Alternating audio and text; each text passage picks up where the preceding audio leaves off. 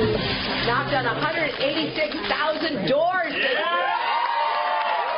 I know we've got to get back out there and do the work, but I'm so excited about tonight. I'm feeling so energized because of all of you. What is our job today is to make sure that we have the highest voter turnout possible. That happens, we win. Let's go get them. Well, good afternoon. God bless the great state of Iowa. And to have a crowd like this on our final day, can you believe it? This is the day. This is the day we take our country back. Remember that. Sights and sounds on the trail today. You know, we don't deal with averages of polls this close to the actual voting. The latest poll just out today was the Quinnipiac poll. We'll put that up for you. And it shows Donald Trump here in Iowa still leading over Senator Ted Cruz and Marco Rubio in third. Inside that poll, you see first-time caucus goers going to Trump, 40% to 22%. And previously attended caucus goers, Cruz, Trump essentially tied, Rubio very close. Also in this Quinnipiac poll, voter certainty. Mind made up, 72%. Might change your mind, 28%. We're looking there at the Sanders-Clinton numbers. We'll talk about that as well. Let's bring in our special expanded panel. Fox News senior political analyst Britt Hume, Tucker Carlson, host of Fox and Friends Weekend, Kirsten Powers, USA Today columnist, and Steve Hayes, senior writer for the Weekly Standard. Okay, Britt, a sense going into this and what we can expect. Well, now we have these two polls, the respective Des Moines Register poll, which we got yesterday morning, and this Quinnipiac poll, and they are pretty darn consistent. And basically what they show in both cases is that this lead order, Trump, Cruz, Rubio, same in both polls. Both polls also show, though with slightly different numbers, that while Trump does the best by far of anybody with first-time voters, he does respectably well with mainline Republicans, which tells us, I think, that if there's a great big surge, which the polling hasn't yet picked up, or a great big surge of new voters, he will win very, very handily. But even if there's not, there's a very great likelihood he'll win anyway. So that's my takeaway from what we're getting from the pollsters the last 2 days. And we'll get a sense, Tucker, early on about these crowd sizes at these caucus sites.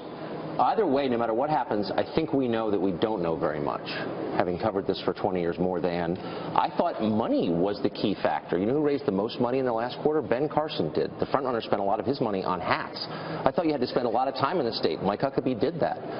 Trump is flying, giving, rallies in states that don't even have primaries, it seems like. I thought you had to pander to the voters. The frontrunner called them stupid. The guy in second place attacked ethanol. I mean, if Trump and Bernie win this thing, it's going to be an earthquake for both parties, but it's also going to reveal that a lot of us, very much me included, had no idea what the relevant criteria were for calling a race. And what is the thing, Kirsten, that's going to unlock the 28% who haven't made their mind up? Is it electability? Is it sticking to principles? What do we think I mean, on the Democratic side, where they have a real caucus where people are persuading people, it could be just who has the best surrogates who are there who are moving people. And I think that, and we were talking about this before, on the one hand, maybe everything has changed or maybe everything has stayed the same. We don't really know. What could end up happening is you could have Hillary winning because she has the best organization and she reached the most voters, and you could end up having Cruz, winning because he had the best organization and the best voters. We don't really know yet. I mean, the polls are suggesting Trump, but at the same time, we don't see there's no new surge of registrations.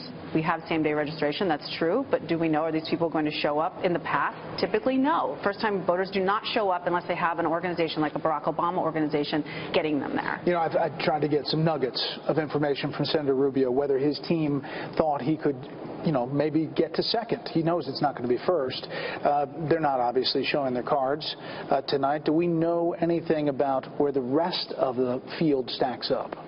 We really don't. I mean, to underscore what Kirsten and Tucker said, this is nice sort of commentator humility here. I mean, there is so much that we don't know. I was out last night and had conversations. So just tune in tonight. Tune in tonight to find out what we didn't know. Yeah. Well, look, it's better that than pretend that we know everything. I was out last night and talked to several senior Clinton campaign officials and folks with Ted Cruz's campaign and the Rubio campaign, and everybody, they all have their numbers and they believe in their numbers, but they all say the same thing that we're saying. We have no idea. And, the cliche is it depends on turnout, and that's obviously true, but nobody even knows what to expect with turnout. There's talk of greatly increased turnout, but nobody can say that. Well, let's say what we know. We know the weather's not an issue. Correct. We know that the drive to get people to these caucus sites has been intense, and some GOP leaders are predicting the highest turnout ever.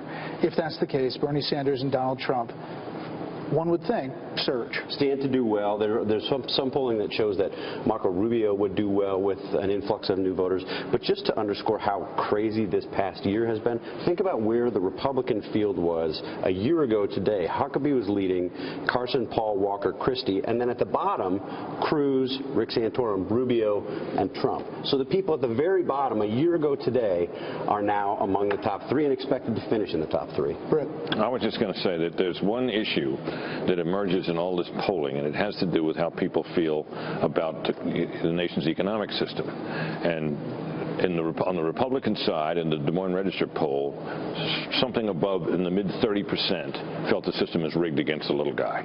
That's a lot of Republicans to feel. Now, 50% feel that it's fair. On the Democratic side, the number approaches 70%. Why is that? The reason for that is a protracted, anemic economic recovery. I would say that it's very clear tonight as we sit here that the Sanders candidacy, and I think the Trump candidacy as well, would not have gotten off the ground had it not been for how long it's been since we've had robust economic growth, how many people are out of the kinds of jobs that they want to have, and too many still out of any job. And that drives this sense. There's an old saying in the legal profession that hard cases make bad law. Well, bad economic times spawn bad ideas, and Bernie Sanders' socialism and a lot of this economic populism, these are bad ideas, but they are riding high. But Tucker, if there's a state that is a sweet spot for Bernie Sanders, Iowa would be it. It would definitely be it. But I think if he wins here tonight, you really need to rethink, again, your assumptions about what happens next.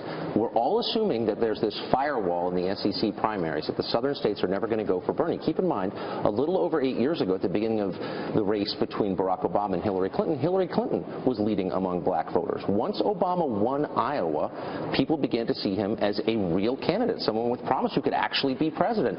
I have no idea what the future holds, but it's possible something similar will happen with Bernie. There's a reason that Des Moines is crawling with Democratic lobbyists and lawyers tonight. They've been called in by the Hillary campaign. They understand this is the first night of the presidential race, and it could define the subsequent months. They're really, really concerned, and they ought to be.